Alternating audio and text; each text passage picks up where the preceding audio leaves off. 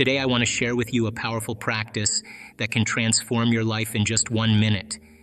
It's all about the way you talk to yourself. Yes, you heard me right. The way you speak to yourself can shape your reality in profound ways.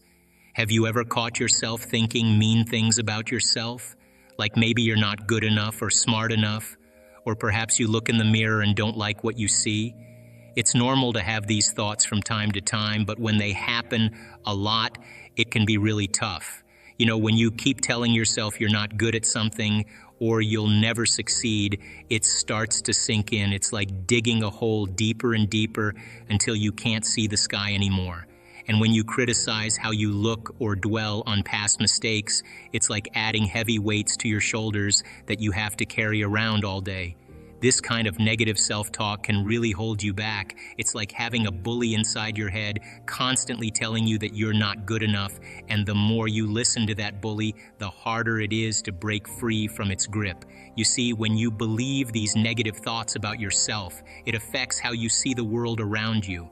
It's like wearing dark glasses that make everything look gloomy and gray. You start to doubt yourself and your abilities, even when you're perfectly capable of doing amazing things. And the worst part is, it becomes a cycle. The more you put yourself down, the worse you feel. And the worse you feel, the more you put yourself down. It's like being stuck on a merry-go-round that you can't get off of. But here's the thing. You have the power to break free from this cycle. You can choose to challenge those negative thoughts and replace them with positive ones. It's like switching on a light in a dark room. Suddenly everything looks brighter and clearer. But what if I told you that you have the power to change this narrative?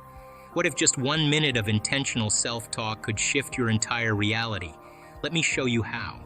First, find a cozy spot where you can sit without any disturbances. It could be a comfy chair, a quiet corner of your room, or even a peaceful spot outside in nature.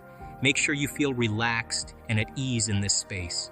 Once you've found your spot, gently close your eyes and take a big, deep breath in through your nose. Feel the air filling up your lungs, expanding your chest and belly. Hold it for a moment and then slowly exhale through your mouth, releasing any tension or stress you may be holding on to. As you breathe out, imagine all the worries and cares of the day melting away, like snow melting in the warmth of the sun. Feel yourself becoming lighter and more relaxed with each breath out. Continue to breathe deeply and slowly, focusing all your attention on the sensation of your breath flowing in and out of your body. Notice how your chest rises and falls with each breath, like gentle waves on the shore of a calm sea. With each inhale, imagine yourself drawing in peace and calmness from the world around you. And with each exhale, imagine yourself releasing any negative thoughts or emotions that may be weighing you down. Allow yourself to sink deeper and deeper into relaxation with each breath, like sinking into a soft, fluffy cloud.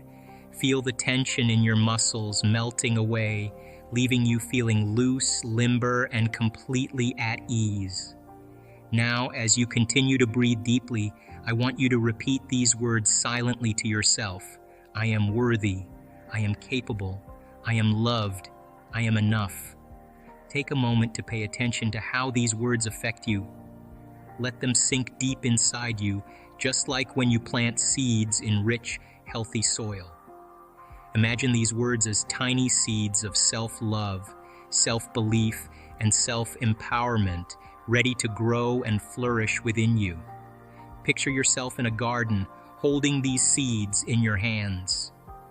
With each repetition of these affirmations, imagine yourself gently planting these seeds into the soil of your mind and heart. Feel the warmth of the sun shining down on you, nurturing and supporting the growth of these seeds. As you continue to repeat these affirmations, envision tiny sprouts emerging from the soil, reaching towards the sky with determination and strength. See them growing taller and stronger with each passing day, just like you are growing stronger in your belief in yourself. Imagine the roots of these plants spreading deep into the earth, anchoring you firmly in your sense of self-worth and confidence. Feel the power and resilience of these roots, supporting you through life's challenges and setbacks. Visualize yourself surrounded by a garden full of these beautiful plants, each one representing a different aspect of self-love, self-belief, and self-empowerment. See them blossoming and blooming in vibrant colors, filling your garden with beauty and positivity. As you immerse yourself in this visualization, notice how it makes you feel. Feel the warmth and love radiating from within you, like the gentle glow of the sun on a perfect summer day. Allow yourself to bask in this feeling of self-acceptance and empowerment, knowing that you are worthy of all the love and success life has to offer. Now, let's dive deeper into this practice. Picture yourself saying those affirmations again and again. As you do, imagine yourself walking into the life you dream of. Visualize achieving your biggest goals, like climbing a mountain you thought was too high. See yourself overcoming every obstacle in your path, like a superhero facing down villains. Feel the joy bubbling up inside you, like when you're surrounded by your favorite people and everything feels perfect. Imagine feeling fulfilled, like you've found the missing piece of a puzzle. With each repetition of those powerful words, paint a vivid picture in your mind. See the colors, hear the sounds, and feel the emotions as if it's all happening right now. Imagine your dream life so clearly that it's as real as the ground beneath your feet. See yourself celebrating victories, big and small, like winning a race or getting a gold star for your hard work. Visualize yourself facing challenges with strength and determination, like a warrior ready for battle. Picture yourself finding solutions to problems that once seemed impossible to solve. Feel the pride swelling in your chest as you overcome each hurdle, like a champion crossing the finish line. Every time you think a thought or set an intention, you're actually shaping the world around you. It's like you're the captain of a ship, steering it in the direction you want to go. Your thoughts are like the wind that fills the sails, propelling you forward towards your destination. But here's the really amazing part. Not only are you creating your own reality with your thoughts and intentions, but you're also rewiring your brain in the process. It's like building new pathways in your brain, like laying down new train tracks for a faster, smoother journey. When you think positive thoughts and set positive intentions, you're literally changing the structure of your brain. You're strengthening the connections between neurons, making it easier for positive thoughts to flow and negative ones to fade away. And the more you practice this, the stronger these new pathways become. It's like flexing a muscle. The more you use it, the stronger it gets. So every time you choose to focus on the good instead of the bad, you're actually training your brain to be more positive and resilient. But it's not just about rewiring your brain, it's also about aligning yourself with the boundless possibilities of the universe. You see, the universe is like a giant playground, full of infinite potential and opportunities, just waiting to be explored. Now, as we approach the end of this minute, take one final deep breath in and exhale fully, releasing any remaining tension or resistance. Open your eyes and take a moment to appreciate yourself for dedicating this. But the quantum model of reality, when you are truly in the present moment, when a person begins to open their heart and they can begin to sustain an elevated emotion, they begin to broaden the magnetic field around their body to 9 meters wide. Now, they are more energy than matter, they are more wave than particle, and they can exert better effects on reality. So then think of when you open your heart, this is science. Like dropping a pebble in water, you produce a ripple. If you drop a bigger stone, you produce a bigger ripple. If you are able to sustain that state, you keep dropping the same rock over and over again, and you broadcast a signature into the field. The emotion is the magnetic charge. Your intention, your thought, is the information that is carried on that wave. And when you combine a clear intention with an elevated emotion, you begin to produce an effect on matter. You see, the thoughts that you think are the electrical charge in the quantum field.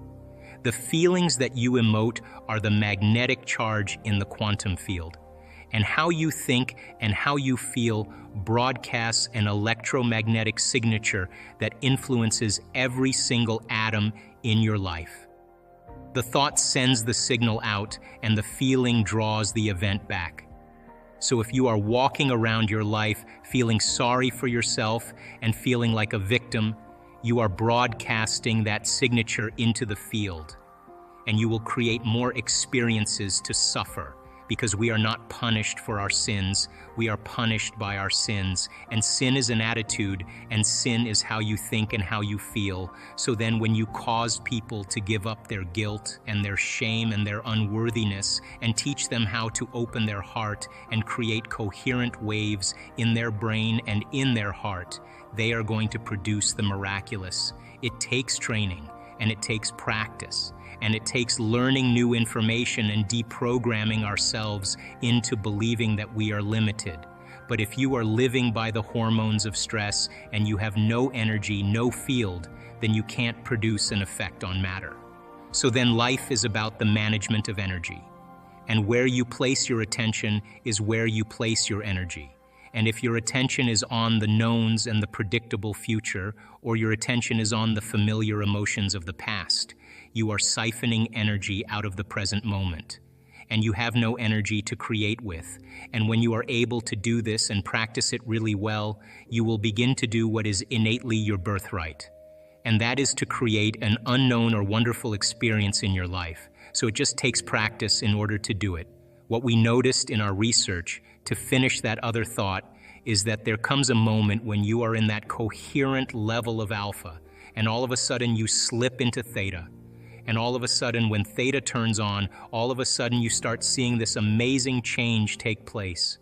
And the body becomes so relaxed, and the energy centers, the sympathetic nervous system, switches on. But instead of switching on like you are being chased by a tiger, or switching on like having an orgasm or ejaculating, or switching on for whatever reason, it is switching on in balance with the parasympathetic nervous system. So the parasympathetic nervous system settles the body down, but now the sympathetic nervous system turns on, and here comes that energy, and whoosh, it travels right up the central nervous system. And it hits the brainstem, switches on what is called the thalamic gate, the reticular activating system. All that energy now hits the train station, the docking station where all the neurons go, and boom, it hits the neocortex. And now you are producing gamma brainwave patterns, and gamma brainwaves are superconscious brainwave patterns. In other words, the inner world is the real world. The experience is so profound energetically that you never forget the moment. That is when you rewrite the program. That lady we showed having ecstasy and taking, not taking, in a state of ecstasy in their meditation, she was in high gamma. We were watching her, I was watching her go.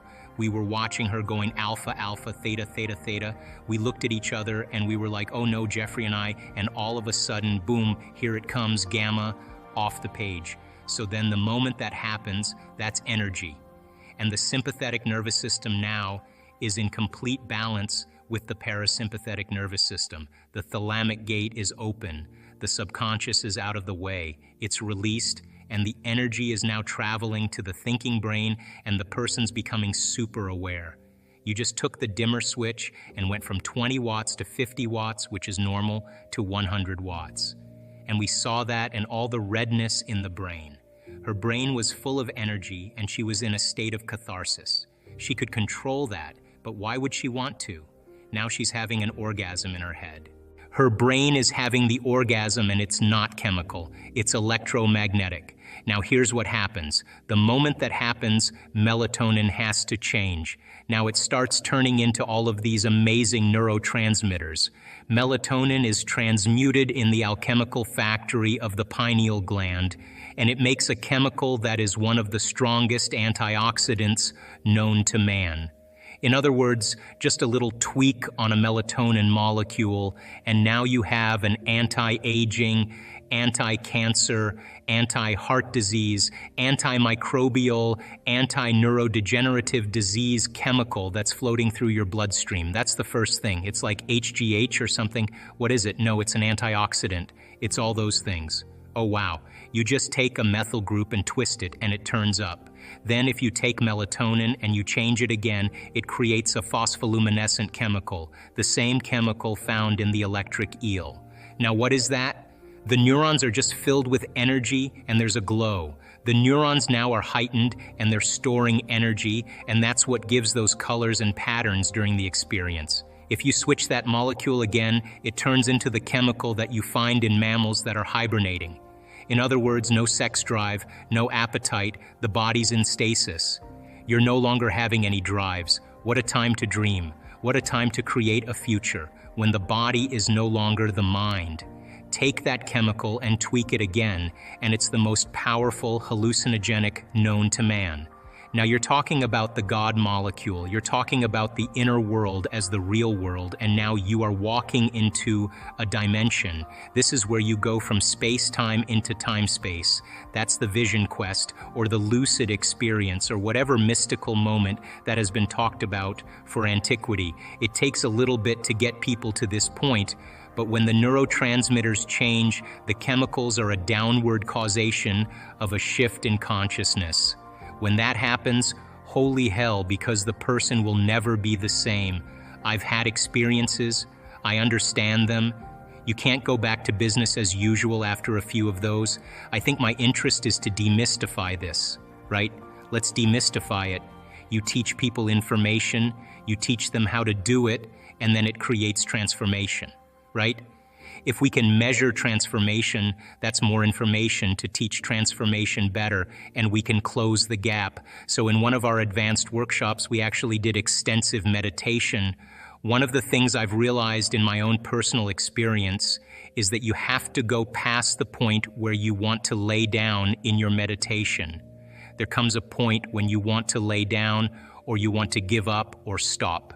So thought being the electrical charge in the quantum field, feelings being the magnetic charge, how you think and how you feel broadcasts a field. So now not just any type of field is going to do that, it's got to be coherent. So we practice creating brain coherence. We actually measure it. We practice creating heart coherence. Why? Because once energy moves right up in here, and you can change resentment or frustration or impatience to joy, to freedom, to gratitude, and we're measuring to see if you're doing it. So now when the heart starts regulating, it starts beating like a drum, and it starts to produce a measurable magnetic field. It's up to 3 meters wide. Now that energy is a frequency, and that frequency can carry information, and that information is your thought, is your intent. In other words, the elevated emotional gratitude can carry the thought of your health. The emotion of suffering cannot carry the thought of your health. It carries a different set of thoughts, so you can think positively all you want, and if you're feeling miserable, your mind and body are in opposition. So we teach people how to put these two coherent signatures together. The thought sending the signal out, the feeling drawing the event back, but the more coherent, the more organized the signal, the more connection you have to the field. So coherence is a synchronization. As an example, when people are under the gun of the fight or flight nervous system, they're living by the hormones of stress. The arousal of those chemicals drives the brain into a faster brain frequency called high beta brain waves. In high beta, the arousal, you're in survival. What you're trying to do now is control and predict everything in your life. And so you start thinking about your boss, your coworker, your boyfriend, you start thinking about the groceries, start thinking about where you have to go, all the things you have to do, your finances, and every one of those things, elements, people, places, has a neurological network in your brain. The latest research in neuroplasticity tells us we're not hardwired to be a certain way for the rest of our lives. The latest research in epigenetics says we're not doomed by our genes, that in fact we're marvels of adaptability and change. So as a person started to contemplate and think about, who do I want to be when I open my eyes? What would it be like to be happy? What would it be like to live a new life? The frontal lobe is looking out into the landscape of the entire brain because it has connections to the entire neocortex, and it's got to resolve the problem. So it starts calling up different networks of neurons that are relevant to the question based on the knowledge the person learns or the experiences that they had in it. Begins to seamlessly piece together this new understanding, and that's called intention. And so if you're reading a book about how to become more happy, or if you're reading a book on how to be a leader in your life, or you're studying the process, every time you learn something new, you add new connections to your brains and raw materials for you to imagine even more.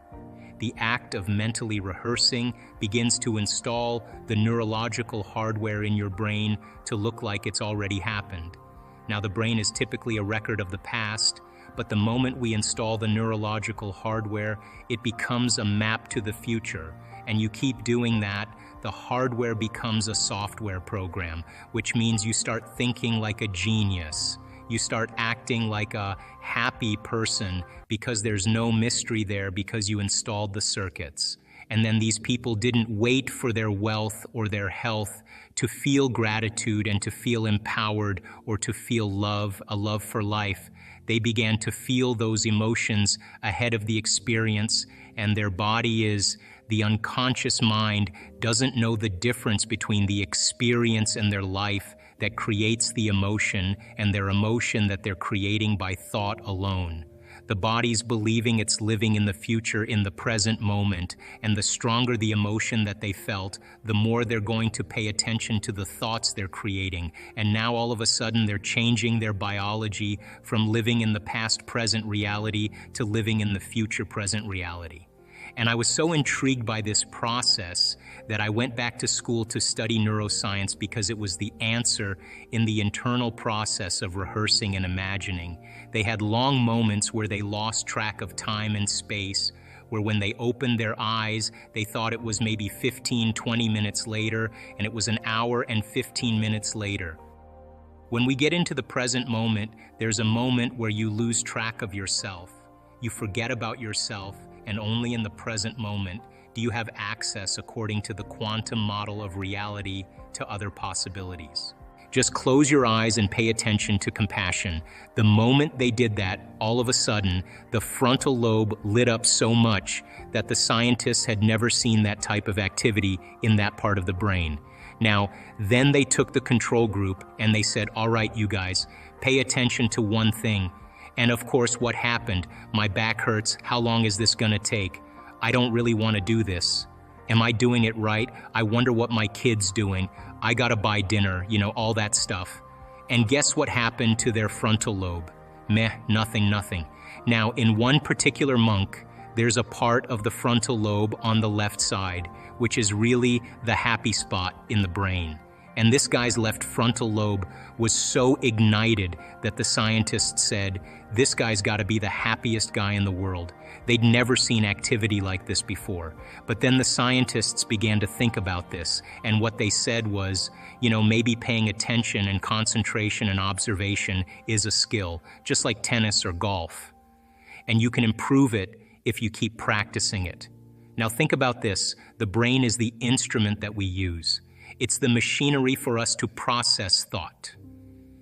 How many people will accept that? And it also has some automatic processes that allow us to function. But for the most part, it's the greatest area in the body where there's the greatest number of neurons clustered together. And where you have the greatest number of neurons clustered together, you have the greatest intelligence. So the brain is the central clearinghouse of intelligence. Mind, by the way, is what the brain does.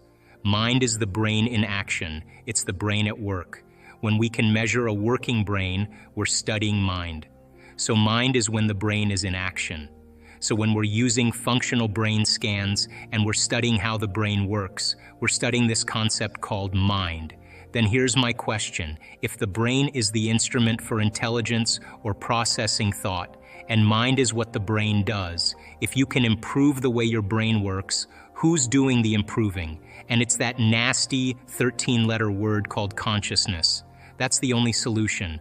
Consciousness is our self-aware, free-willed individual that is really not the body, is not the brain, and is not the mind. As a matter of fact, consciousness is what manipulates the brain to produce mind.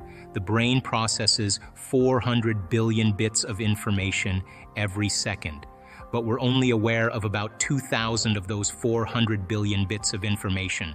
And you know what those 2,000 bits of information have to do with? Three things, and only three things. The body, the environment, and time. That's it.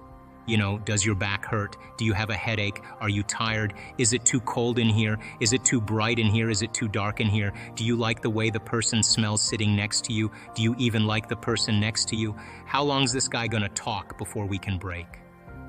And that's where all of our self-awareness is on. It's only on the body, the environment, and time. And yet billions of bits of information is being processed by the brain.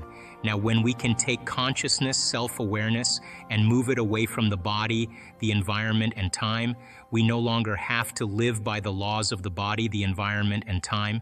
And when we're able to do that, we begin to open the door to walk into the quantum field. So then the first step to change is becoming conscious of those unconscious states of mind and body.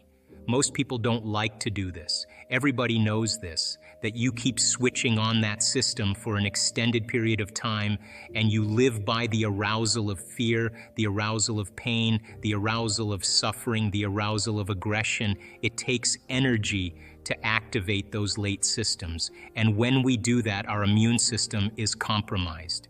The energy that's mobilized for emergency, for the threat in the outer environment, compromises the energy in our inner environment, and we are then more susceptible to the conditions in our outer environment.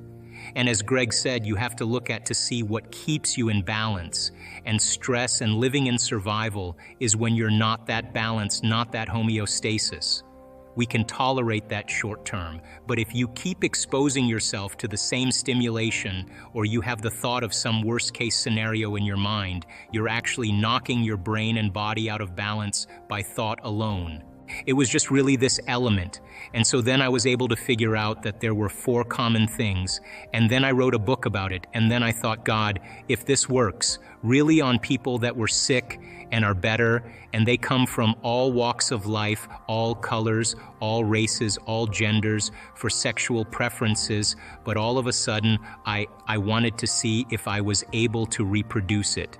So then I started seeing, okay, let's see if we can teach this be able to reproduce the outcome, because that's science, right? The first one was that they all believed and accepted that there was an intelligence that lived within them that was giving them life. These are these people you interviewed who had had injuries that overcame. No, these are people where with cancer, MS, Lucas Parkinson's disease got better. Yeah, just spontaneously, it's called a spontaneous for you.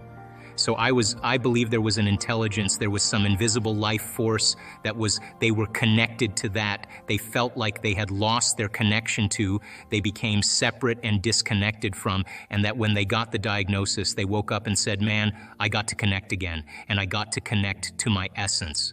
And so they developed a relationship with it, just like you develop a relationship with anybody. It takes time. You got to be present. You got to connect. You got to experience. You got to be present. All of these things are important elements. So that was the first thing. The second thing was that they realized that it was the mismanagement of their emotions and the hormones of stress that really began to create their condition. Now stress is when your brain and body are knocked out of balance. The stress is when your body's not that of homeostasis. We have an innate mechanism in our body that returns us back to order. So then if someone cuts you off on the LA freeway, you have an emotional reaction. But 15 minutes later, you're back to driving and you're over it, right? That's all organisms in nature can tolerate, short-term stress. But when it's all day long, all week, all year, so if you're reacting to like a Tyrannosaurus Rex is chasing you, you have to make a decision. Am I going to use 20% of my energy? I'm going to use 100%. So it turns out when you're reacting to traffic, 200%. All right? Or if you're reacting to your coworker sitting in the cubicle next to you, you're turning on that response. And what was once very adaptive becomes very maladaptive. Because when you turn on the stress response and you can't turn it off now, you're headed for disease, because nobody can live in emergency mode for that extended period of time. Well, human beings, we can turn on the stress response just by thought alone. You can think about your problems and you're producing the same biological effects. So those chemicals give the brain and body a rush of energy, and people become addicted to that rush of energy. So now they use the problems and conditions in their life to reaffirm their addiction to that emotion. They need the bad job. They need the poor relationship. So that means they become addicted to the life that they don't even like. Why do we need the bad job or bad relationship and stay stuck? Because it's a conditioned response.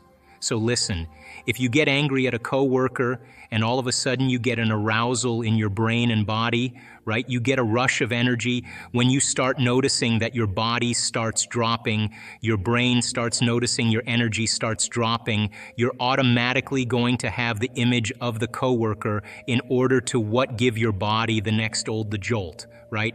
So all of a sudden people become addicted to their own thoughts, right? So these people realize that, oh my God, I've been mismanaging my attention and energy, and I got it. I got to get beyond my past. I got to get beyond these emotions. I got to make some big changes. I got to break the habit of being myself. I got to stop being this person now. That sounds really good theoretically and philosophically, but change is such a hard thing. All right, because the moment you come back to your senses and you step back into your life and you see that person, where you go to that place or you're with that experience, so many people are unconsciously reacting in their thoughts and feelings to everything in their environment. So now their environment is controlling how they think and feel. So they realize that in order to change, it'll change the environment. They got to be greater than their environment, greater than the conditions in the world, in the circumstances. Be mindful of that. Every time they come up to be like, yeah, I'm gonna think differently, right? I'm not gonna react. Yeah, right. I'm not gonna go back, because the moment you start reacting,